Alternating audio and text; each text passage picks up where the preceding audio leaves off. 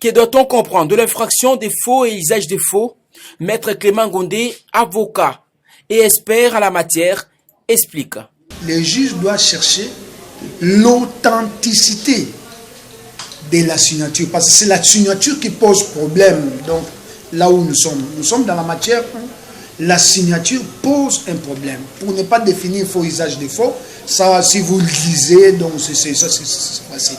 Mais nous sommes maintenant dans l'expertise, parce qu'il faut qu'il y ait de l'expertise pour connaître l'authenticité de la signature. Est-ce que la signature là a été imitée ou bien a été scannée? Parce qu'on peut scanner comme on peut imiter.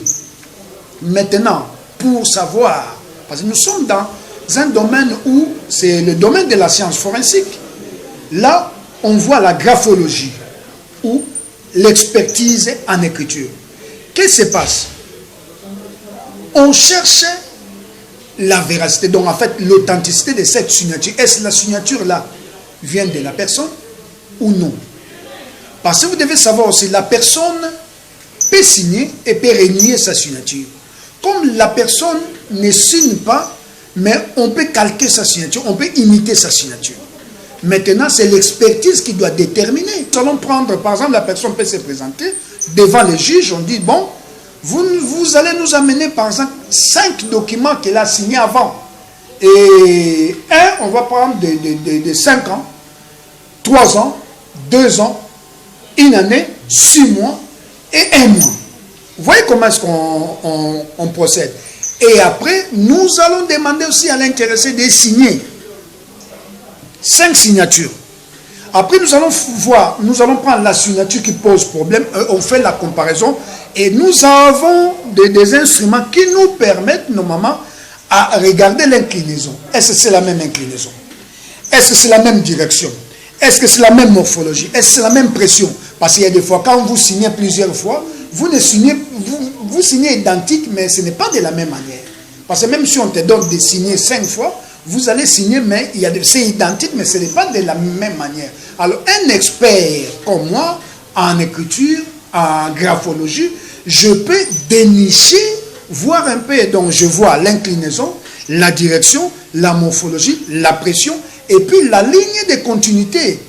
Et séance tenante devant les juges, nous allons voir si et seulement si c'est sa signature ou bien ce n'est pas sa signature. Les ministres provinciaux de petites et moyennes entreprises et de la jeunesse et du sport, Paulin Iloa Babanga, a effectué une ronde dans 2 communes de la capitale Kinshasa, à savoir la commune mère de Kinshasa et celle de Lingwala, dans le but d'inspecter les travaux aux différents sites choisis par le gouvernement provincial pour accueillir le vendeur du grand marché pendant cette période de réhabilitation du marché Zando.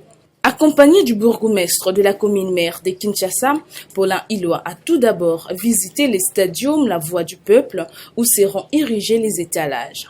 Puis il s'est rendu à la commune de Lingwala où le même exercice d'inspection était effectué au marché Kalembelembe et au terrain Pelzed où sont exécutés les travaux de l'emplacement des étalages. La population mécontente et inquiète n'ont pas manqué l'occasion d'exprimer leur inquiétude. Il y a les matchs qui se jouent ici. Quand il y a trouble, maman c'est mis à trouble. Maman va dire on perdre chaque jour. Il y a un biseau de boy, bâti que la biseau à loisir, la biseau à football, il n'y a rien. Il y a un autre délégué présent à biseau à chaîne il y a lingua. Ah, tout ça va réunir belé, tout le bas terrain euro salo. Il y a ça va colloque tout ça là, va directive des alliés. C'est boy na biseau. Paulin Iloa Babanga, ministre de tutelle, vient ici rassurer la population. Ils ont la charge du gouvernement provincial pour soulager la population sportive et la commune. Ils ont double terrain. Nous allons faire d'anomer tout ça là, on peut écomaner du terrain à Bondo, écomaner du terrain à GB. On a fait sa récompense. Que ce gouverneur son excellence gouverneur Jean-Denis Nobla, d'abord à sportif, où il y a une babylone.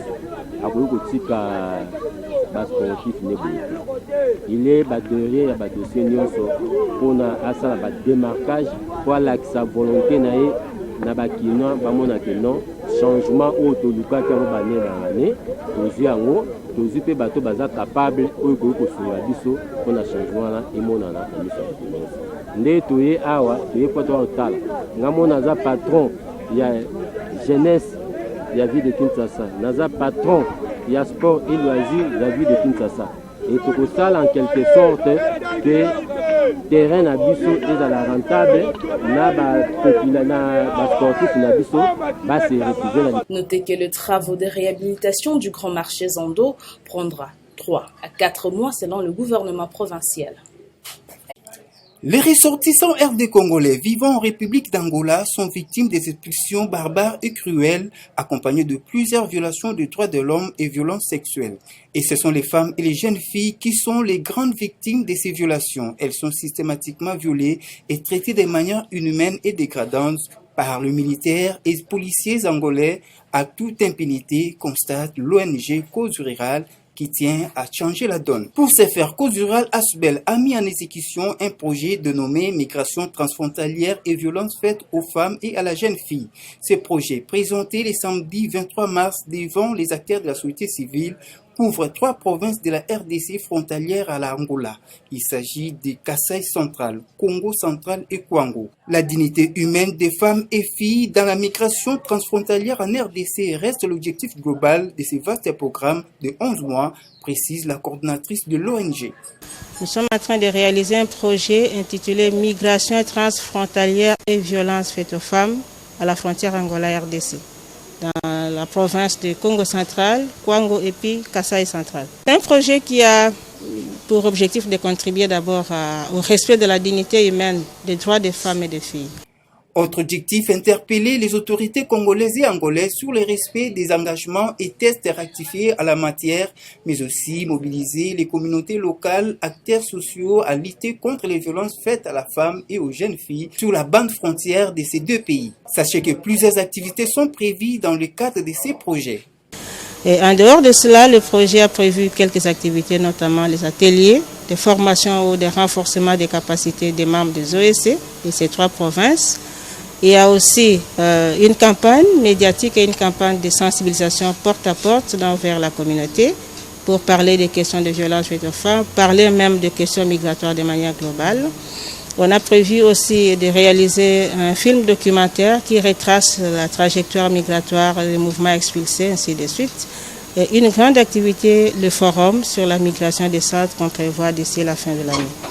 L'ensemble de ces activités auront pour résultat le changement de comportement sur les questions migratoires, mais aussi le renforcement des capacités sur les genres, la migration décente, mais aussi les violences faites aux femmes et aux jeunes filles.